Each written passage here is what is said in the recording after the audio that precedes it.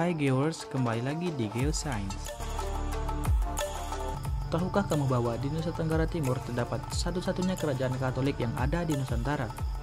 Kerajaan tersebut bernama Larantuka.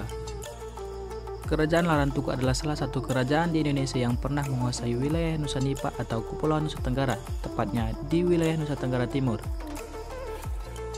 Kerajaan ini diperkirakan sudah ada sejak abad ke-13 Masehi. Beberapa wilayah kekuasaan kerajaan Larantuka ketika itu adalah Pulau Solor, Pulau Lembata, Pulau Adonara, dan Pulau Flores. Pusat pemerintahan kerajaan ini berada di Pulau Flores bagian timur.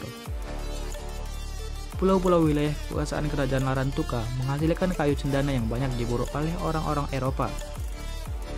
Pada abad ke-14, pengaruh kerajaan Majapahit diduga kuat masuk ke wilayah kerajaan Larantuka. Pada masa pemerintahan Hayam Wuruk, Kerajaan Majapahit menaklukkan wilayah Nusa Tenggara, termasuk Kerajaan Larantuka. Dalam kitab Nagara Kartagama, wilayah Kerajaan Larantuka disebut sebagai Galiau. Kerajaan Larantuka diketahui didirikan oleh Patigolo Arakian dan Watowele, pasangan suami istri yang tinggal di wilayah Flores.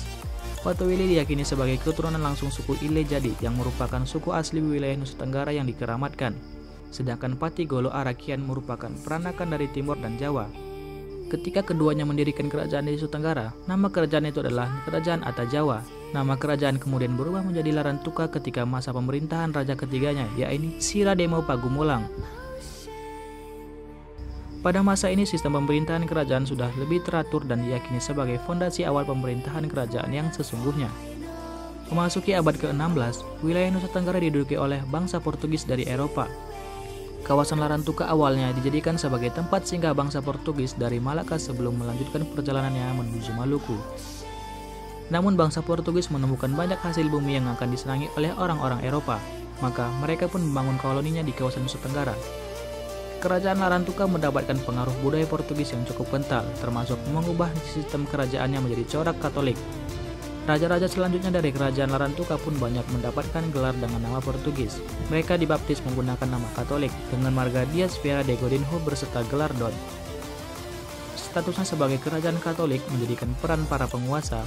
Di samping sebagai pemimpin pemerintahan juga sebagai pemimpin agama Katolik, raja berhak mengatur kegiatan keagamaan yang bersifat sakral.